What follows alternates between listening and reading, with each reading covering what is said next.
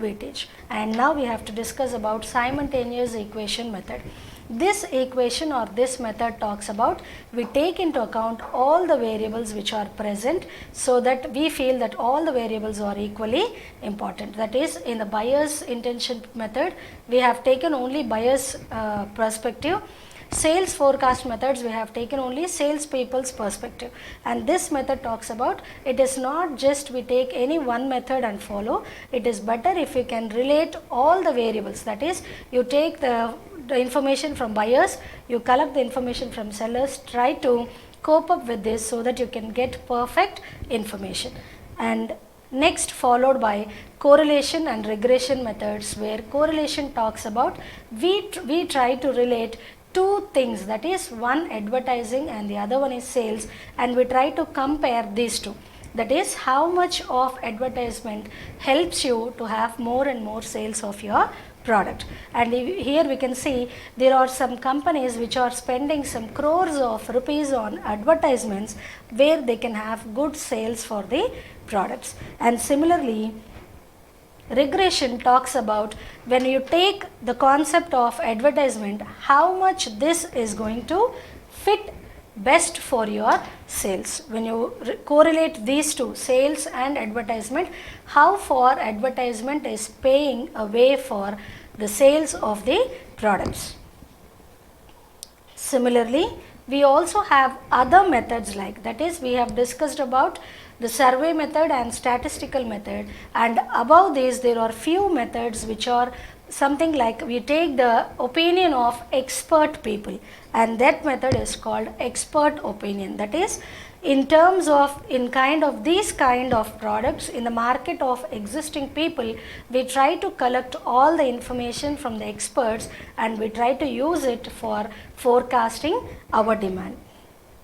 And next is test marketing method, which talks about when we are coming newly into the market, we try to test our products before we completely come into the market. For example, I can tell you, every time we will be seeing that small sachets or simple packets will be given door to door, so that they try to test how the product is working and how consumers are either happy, satisfied, not with the products. And this kind of test markets will give you good results because you can collect the information.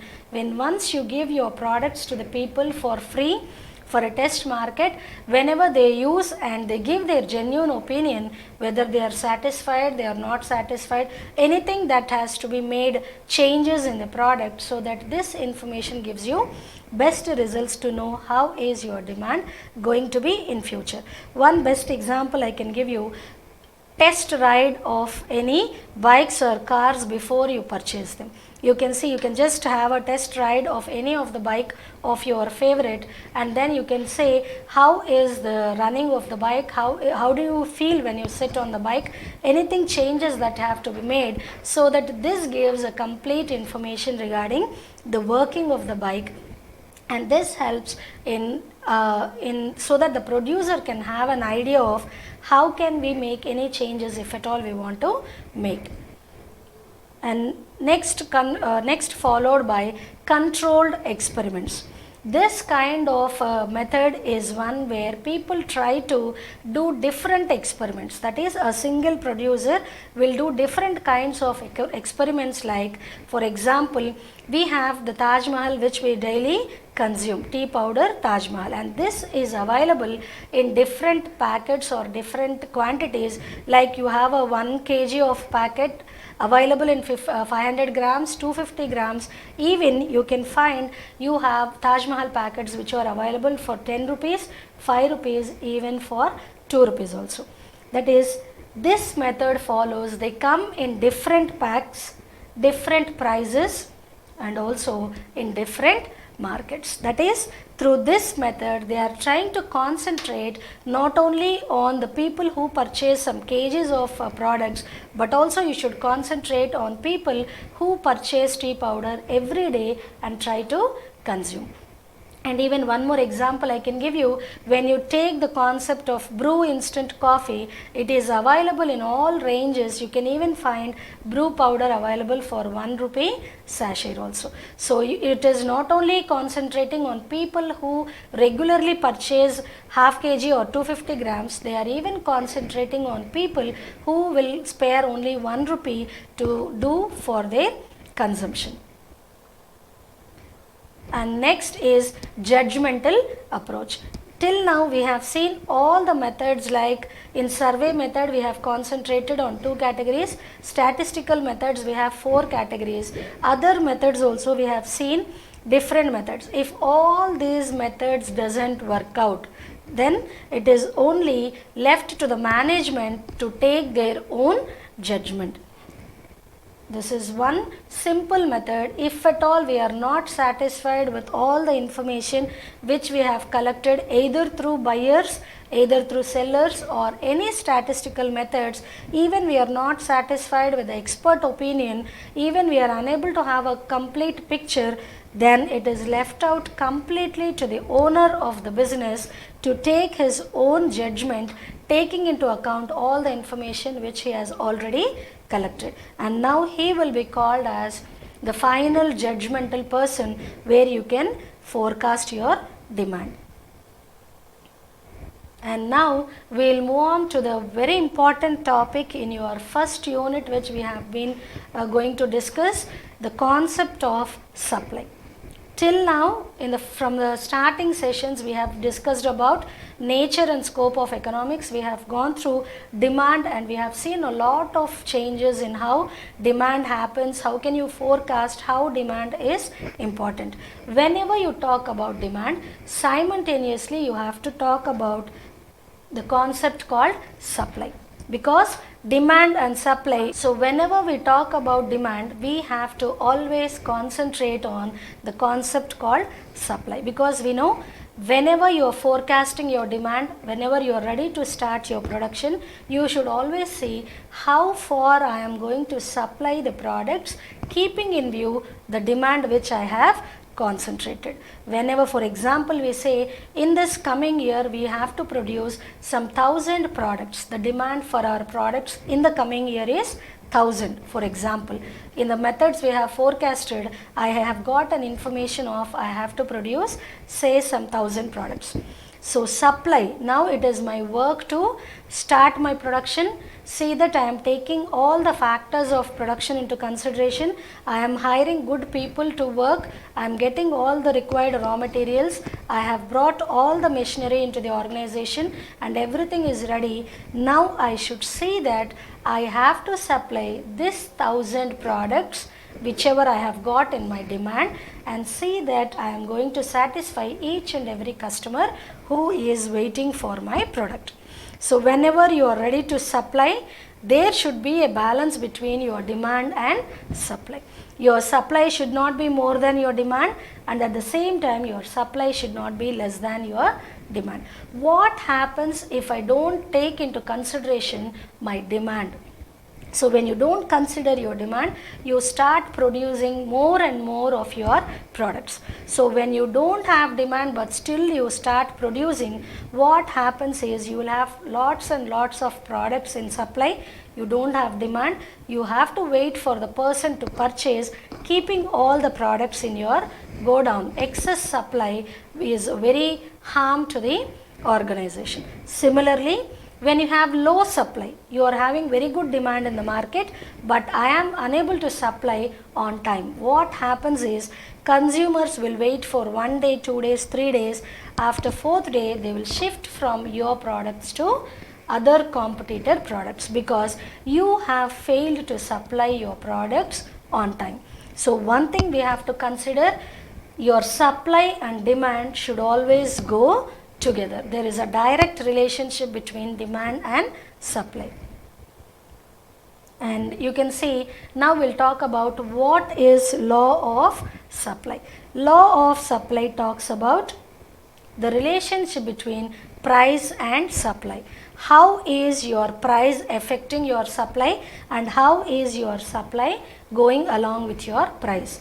and here we have a direct relationship between price and supply. Whenever the price is increasing, if price is increasing, your supply also increases. So when price decreases, your supply also decreases. If you can catch out, or if you can bring out the law of demand and law of supply, and if you can find out the basic difference between these two, in law of demand we have read, we have an indirect relationship between price and demand. When price is increasing, you have a reverse relationship, your demand is coming down, and when price is coming down, your demand is going up. Quite opposite is your law of supply. Whenever your price increases, your supply also increases. Whenever your price decreases, your supply is going to come down. And you can now understand these two terms, demand and supply, go together and they are quite opposite to each other. And this you can understand the concept of law of supply by going through supply schedule. You can see, if you can observe the table and the graph given here, the price column is talking about you have a price of rupees 10, you have an increase in price from 10 to 20 and 20 to 30, and you can see the quantity of supply is also increasing simultaneously. From 1000 it has come to 2000 and 3000, and this table is talking about whenever there is a rise in your price, right, your supply is also increasing. You have a direct relationship between price and supply. The same concept can be understood by taking a view on this graph where supply is concentrated on OX axis. We are talking about price on OY axis. If you can look, when the price is OP2, right, when the price is OP2, your supply is OS2, right. When your price is increasing from OP2 to OP0, when you have a rise in price, you can look here, your supply is also increased from OS2 to OS0. Further, when you have an increase in price from OP0 to OP1, further when your price is increasing, you can observe your supply is again increasing from OS0 to OS1. And this diagram will clearly explain you how is your supply related to your price. And I have just given you the explanation here. I have written, you can just go through. But there are few exceptions. As we already know, the law of demand or law of supply or any concept in economics is based on the assumptions of the people who are talking about. In the first chapter itself, first class itself, we have discussed that one of the basic point is all the managerial topics will be concerned on assumptions. I feel like if at all, if I am giving the chapter of supply or if I am talking about demand, I give my own opinion. I take my assumptions, and this is not universally accepted. That is why when people come out and read about the topics, they may find new points or they may find anything controversy when they talk about, and those can be considered as exceptions for any laws. And there are few exceptions for your law of supply also. Till now we have seen when your price is increasing, your supply is increasing. But these 4 points talks about even though your price increase, it is not compulsory that your supply should also increase. There are few points where there are exceptions for your law, and that one is, first point is price changes. So he is telling, if at all I am a seller, right, I have been selling, maybe you can consider I am selling some fruits, right. Whenever I feel like from tomorrow this particular fruit will not have any demand, it is going to come down. Tomorrow the price of my fruit is going to come down. So what will I do today? I'll try to sell off all the products which are available with me, even though my price is coming down. Actually, according to the law of supply, when your price is coming down, you have to reduce your supply. right? When your price is coming down, you have to reduce your supply. But an exception is, as a seller, I will feel like if at all, if I reduce my supply, maybe the price will again go down, so nobody will give me the same price. So whenever I have a fear of change, fall in my price, I will try to sell off to the maximum so that I can have at least no profit, no loss. So this is one exception. Whenever seller fears that price is going to come down, he will try to sell off the products which are available at the same price. And similarly, labor is one of the excellent point which we have to discuss. Whenever the price of labor is increasing, right, whenever people are demanding more of money, you can see labor supply will be decreased. Whenever there is a huge demand for manpower, we cannot have proper manpower in the organizations. The supply will be coming down. And even in case of land also, whenever the prices of land increases, best examples we can see, whenever we expect for so and so place is going to have a good demand, we try to stop selling. This is quite comfortable. Even in our daily lives also, we'll be seeing, whenever we say, for example, I want to sell my house, right? Whenever they say, when I go into the market and when I try to get some buyers for my house, so whenever people say this house is going to, this place is going to have a good demand in future, please don't stop, please stop selling, I'll just cancel my selling. It gives you that whenever you have a concept of price in the rise of houses or any properties, we'll try to put our purchase or sales at a constant. We try to give a break and see that whenever price is increasing, then only we will be ready to sell.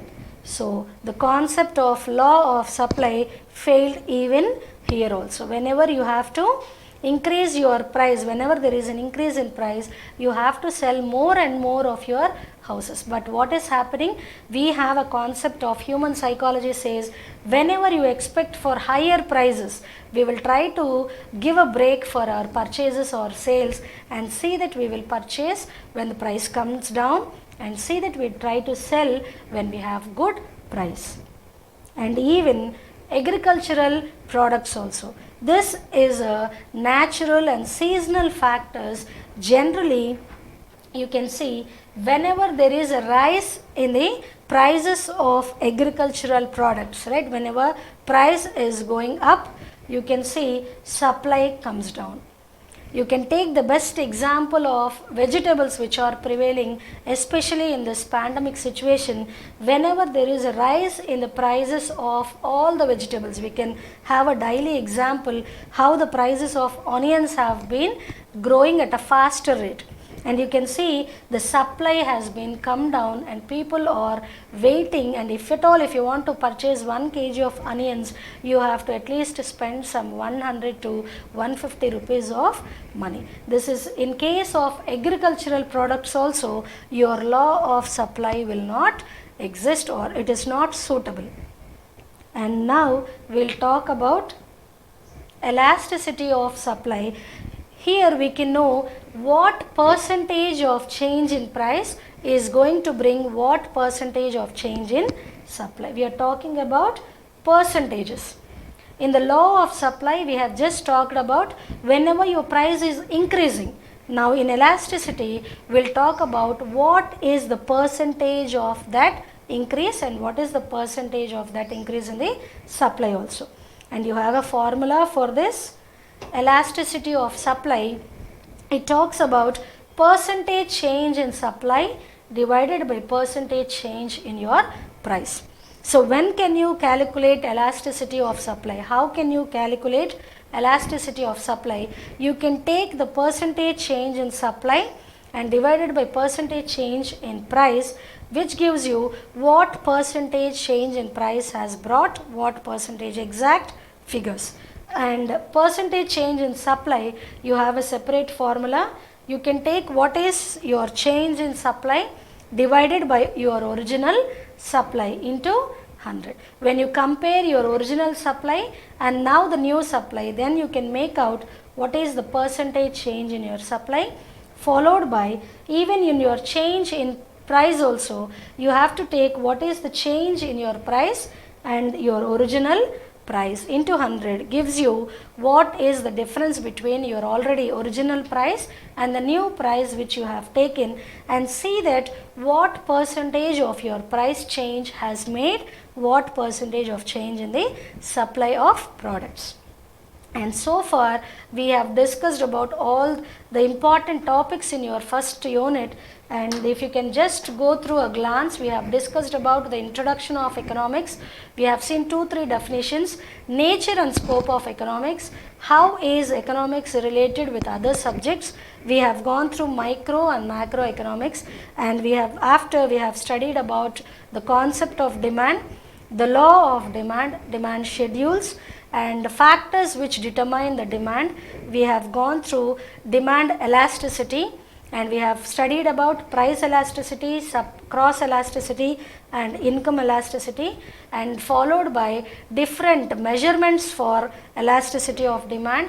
And we have even taught about the demand, how do you forecast your demand, and what are the methods for demand forecasting, followed by the concept of supply and what is supply schedule and what are exceptions to your law of supply. And for this, today we'll end our session here. Thank you.